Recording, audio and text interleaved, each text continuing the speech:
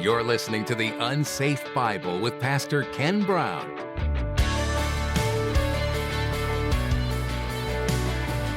There is a true reason why a crisis takes place. There's a true reason why the enemy is overrunning Judah. There's a true reason why there's this constant battle. There is another war that's going on. It's the natural result of warfare in the unseen realm that spills over into the physical world. We have an enemy that is fighting a war against us. We can't see that enemy, but that enemy is very real.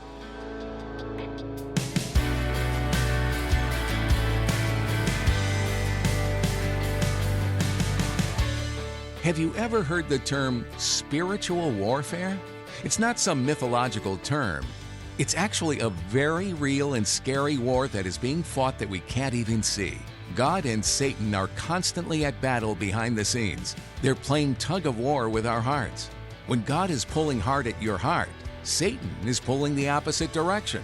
Today, Pastor Ken is going to remind you that spiritual warfare is real and it's happening right now. Don't let your guard down, but put on the armor of God. Well, let's join Pastor Ken in the book of Isaiah chapter 8 as he continues his message, The Sign of What's His Name.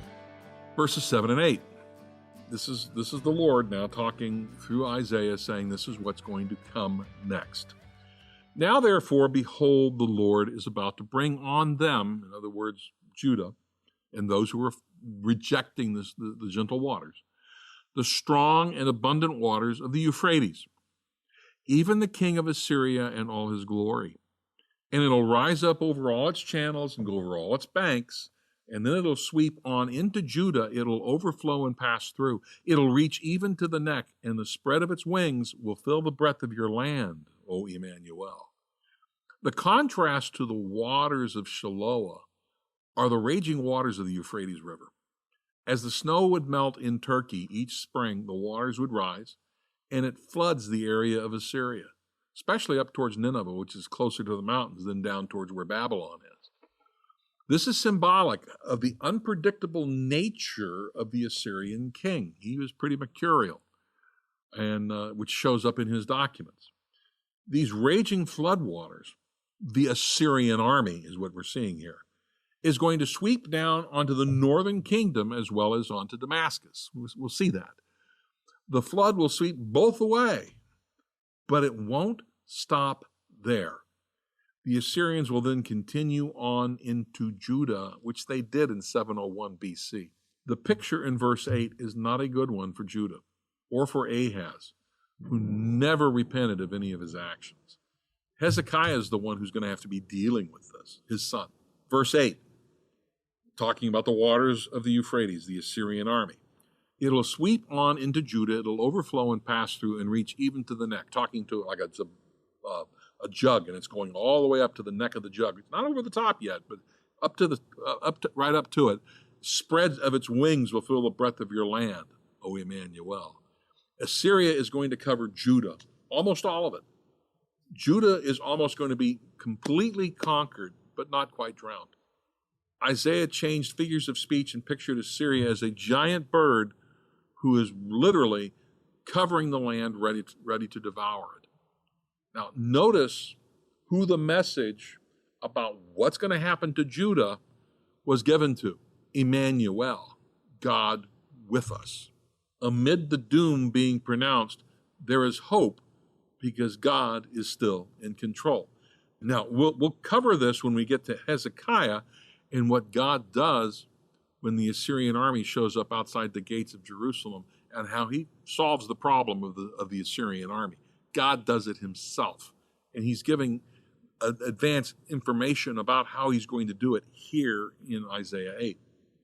As we learned in chapter 7, though, Assyria and Israel would not destroy the Davidic dynasty. They're not going to destroy Judah. The Assyrians are going to overflow Judah, but God's with Judah. That's what we're seeing. He has not forgotten his people. Unlike Ephraim, who's going to go away into exile, the northern kingdom, they're going to be completely underwater. They're taken away, destroyed. Judah is going to have it reach a very dangerous height, but Jerusalem is going to remain, and some of Judah will remain as such as well. And it's going to be because of God taking care of Judah and of the city of Jerusalem. Because of the fulfillment of the birth prophecy that we had at the beginning of chapter 8, this prophecy that's now being given can be taken to the bank. It's going to happen just like that happened. It's going to indeed take place. We're going to see it under Hezekiah's rule. As we learn further in our study, the Lord is going to handle the Assyrian army himself. In fact, it's the angel of the Lord. And when we get to that, we'll talk about how that is actually the pre-incarnate Jesus Christ. In other words, Emmanuel is the one who's going to take care of it himself. And he's going to take care of the problem of the Assyrian army. We'll see, but this is the prophecy of those days, and we're seeing it's going to be very dark for Judah at this time. It's not a good thing. But there is something in terms of a glimmer of light in the future because God is with them. He still is. They're wrapped up in trusting Yahweh and being faithful. So what's being held up is that, yeah, the unfaithful ones may not do well, but here's the good news. If you're faithful, there's going to be something going on. And now, what follows is a warning for Assyria and those nations that Assyria usually had other nations allied with it that would attack. So this is a warning for the nations who believe that they can move on Judah.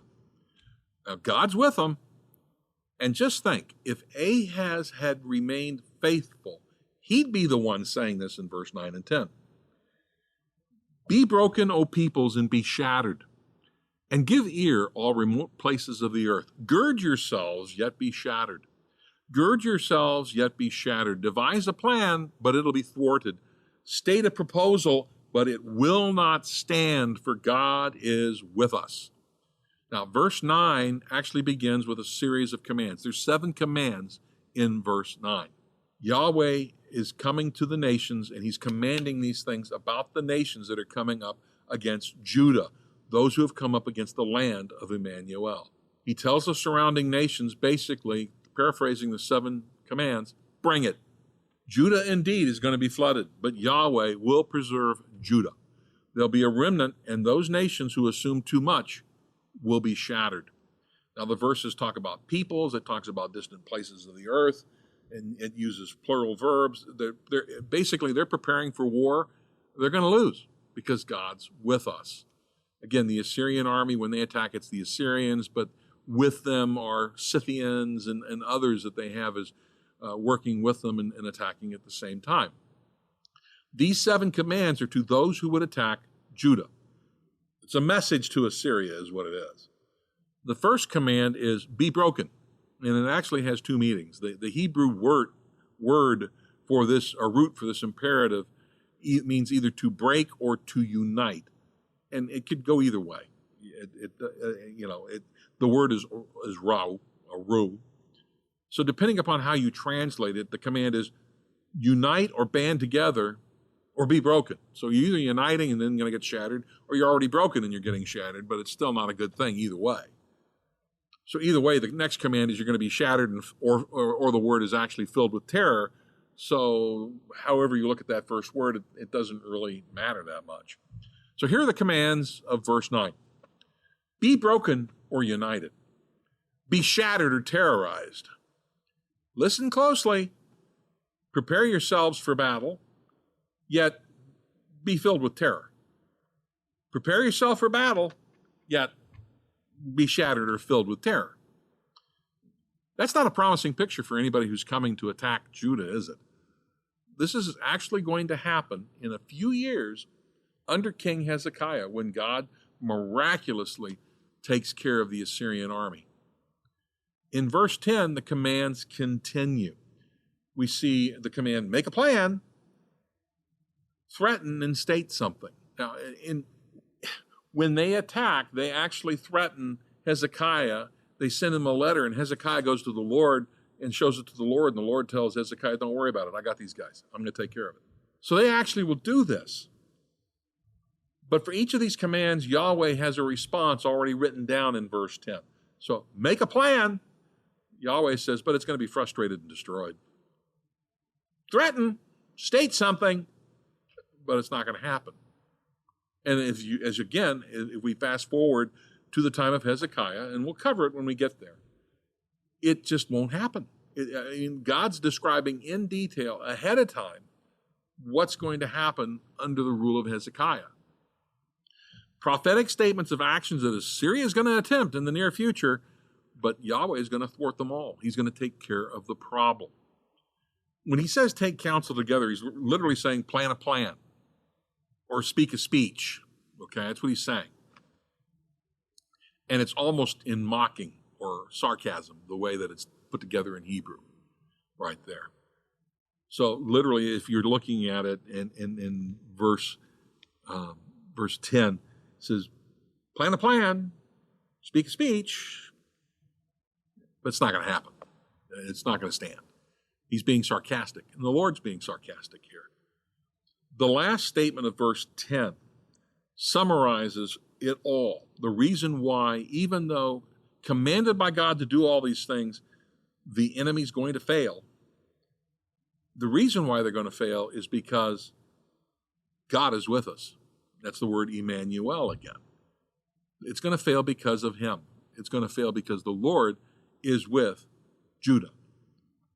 So after hearing about the impending overrunning of Judah by forces that Ahaz thinks he's allied with, okay? Again, this is not going to end well for him. Forces which will, over the next 10 to 15 years, bleed the economic health away to Nineveh in the payment of tribute, will see that ultimately the Assyrians will move against Judah. I mean, Hezekiah is going to rebel. He says, I'm not going to do this anymore. And they're going to have these well thought out plans, and they're going to deliver an ultimatum to Judah as part of these plans. But Yahweh is not going to let it stand. This is a prophecy of hope. This is a prophecy saying there's going to be a remnant. I'm going to protect you. I'm with you. And we see it unfold during the reign of King Hezekiah. We'll cover that when we get there. And with that, Isaiah ends the prophecy about this monument.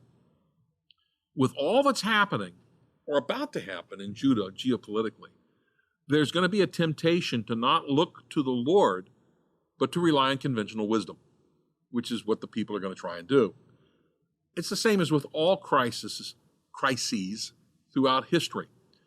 There is a true reason why a crisis takes place. There's a true reason why the enemy is overrunning Judah. There's a true reason why there's this constant battle. There is another war that's going on. It's the natural result of warfare in the unseen realm that spills over into the physical world. We have an enemy that is fighting a war against us. We can't see that enemy, but that enemy is very, very real. In Ephesians chapter 6, verses 10 to 17, we see this. Finally, be strengthened in the Lord and the strength of his power. Clothe yourselves with the full armor of God, so that you may be able to stand against the schemes of the devil. Okay? But we don't understand that this is an ongoing battle that we are engaged in. We're seeing evidence of it here in Isaiah 8. Our struggle is not against flesh and blood. So it's not people, but against the rulers. All of a sudden, he's talking about ranks of fallen divine beings who are in service to Satan.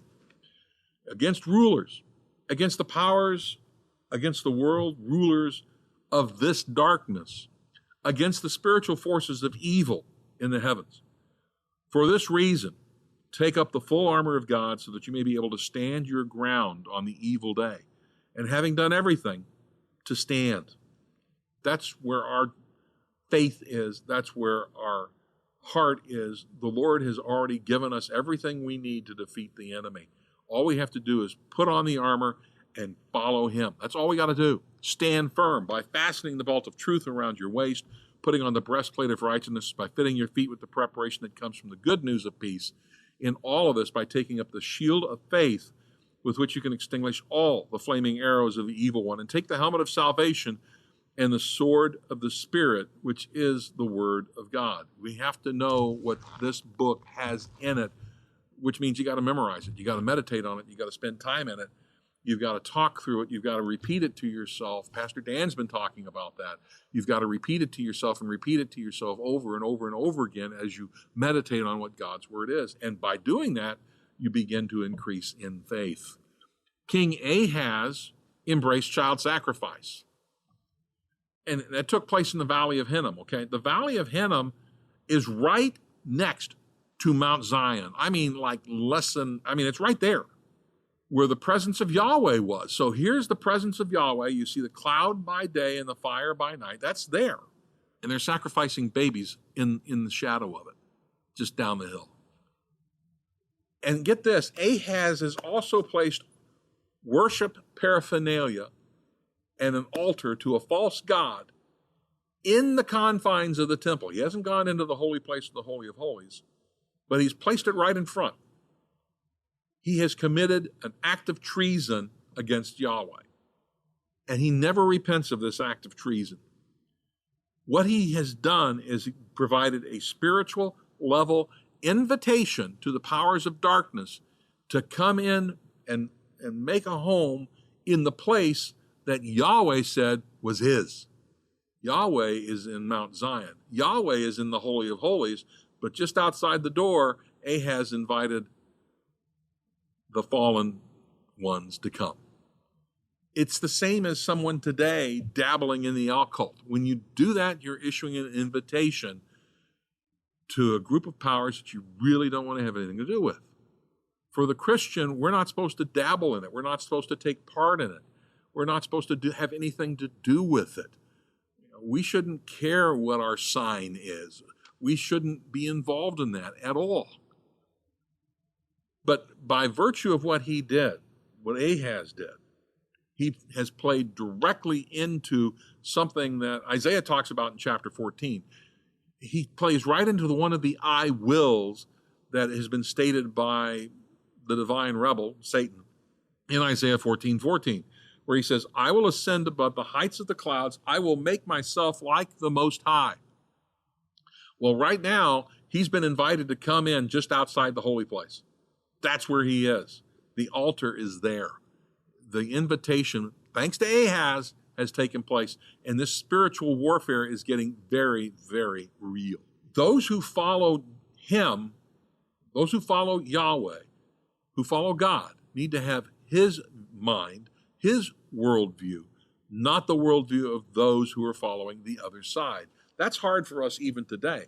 We see two different worldviews. We see one worldview which basically, which is diametrically opposed from that what the Lord would have us to do. It didn't differ then. It existed as well. It was politically correct, thanks to Ahaz, to do things that just 4 years before you could have been executed for. We're seeing the same problem here today. Worldwide, abortion has gone since the 90s, over 1 billion babies killed. It is the leading cause of death worldwide. That's a worldview, though, that says that's okay. A believer's worldview is that's not okay and it's never okay. We need to rescue those who are involved in that. God forgives. Jesus' blood covers all sin, and it even covers that sin. But that's part of rescuing the perishing. That's part of what the church has been called to. We're to be rescuing people from that. It's a different worldview. The battle is very, very real. Those who follow Yahweh, those who follow God, who follow Jesus Christ, have to have his mind and his worldview, not the worldview of those following the other side. And that's real hard, especially when that's all you see on television, that's all you see in the movies, that's all you see in the press. You see that other worldview and you begin to adopt it and accept it. There's no difference. Spiritual conflict in the Old Testament is behind virtually everything. What a Jew would believe is that when they see these armies, they see the spiritual conflict behind it. The conflict between the powers of darkness and the presence of Yahweh was an ever-present part of life for the ancient Israelite. That's what Dr. Heiser says, and I don't disagree with it. The conflict, again, between the powers of darkness and the presence of Yahweh is an ever-present part of life for the ancient Israelite. But for us today, we feel like we're more advanced, we have reason, we have science, and this doesn't happen. I got bad news for you. It still does. It's still going on today. We need to view the next few verses of warning to the faithful followers of Yahweh, the faithful followers of God, in that light, that it's a battle, it's a war going on. Verses 11 and 12 of chapter 8. Thus the Lord spoke to me with mighty power and instructed me not to walk in the way of this people, saying, you are not to say it's a conspiracy in regard to all this people call a conspiracy, and you're not to fear what they fear or be in dread of it. Now, Isaiah had clearly communicated what God had in store for the nation. He made it ultra crystal clear, didn't he? He showed why it's coming, what the results are going to be. He wanted to warn those who are heeding what it was he was saying and not be led astray by the majority of the people. He wanted them to understand, here's the way you need to follow, not this way. It's Emmanuel, God with us, who's the stronghold of the believer in the coming days of judgment versus Assyria. That's where you need to be. And because of the impending judgment and what's already been communicated by Isaiah, it's entirely possible that the majority who weren't listening to him, remember he was promised that when he was commissioned? Hey, they're going to hear you, but they won't listen to you. Okay, they would consider what he's saying as actually fomenting a conspiracy against King Ahaz. Hey, you're talking bad about the king. You're conspiring against him. And he's not. Not at all. King Ahaz turned to Assyria for help against Rezin and Pekah in the face of clear prophecy that they weren't going to succeed. The people are looking at this as a necessary thing because they want to retain economic prosperity. How dare you get in the way of our shekel? I almost said dollar, it's a shekel then. They have no clue what's coming. They really don't know. All they know is the army's devastated and a large number went into captivity and then got released. But now the way of God is very different from the way of the people. They're going to think the way of God is, it's a conspiracy. Well, it's not. If the prophet and his followers oppose the alliance with Ashur or Assyria, that's not a human conspiracy against the will of the king of the nation. It's the inspiration of God. So don't call it a conspiracy when you're doing what the Lord wants you to do. The conspiracy could also be other things as well. Now, today we have so many conspiracy theories about why things are going on the way they are within our nation and around the world. I mean, if you stop and think about it, the whole thing is a conspiracy involving unnamed folks and this and that and the other. Remember, there's a battle going on. The unseen realm is real. We just need to understand that. But the Lord is providing a solution for us to all of them. He's the solution. We shouldn't, even if it's a conspiracy where we're saying the Lord's got this under control, or it's where we're saying everything else is a conspiracy, we shouldn't be doing it. The Lord's got it all in control. Verse 13, it's the Lord of hosts whom you should regard as holy. He shall be your fear, and he shall be your dread. And he shall become a sanctuary, but to both the houses of Israel a stone to strike, and a rock to stumble over, and a snare and a trap for the inhabitants of Jerusalem. Many will stumble over them. Then they will fall and be broken. They'll even be snared and caught.